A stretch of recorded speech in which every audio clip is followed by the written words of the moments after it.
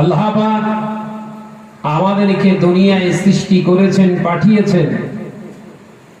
তার উদ্দেশ্য কিন্তু একটাই, আমরা যাতে কিছু কামাই করতে পারি। উদ্দেশ্য তারা মহানত্ব জাহির করার জন্য নয়। এই দুনিয়ার জমিনে আল্লাহ আমাদেরকে পাঠিয়েছেন একটাই উদ্দেশ্যে, আমরা যাতে কিছু নিয়ে যেতে পারি।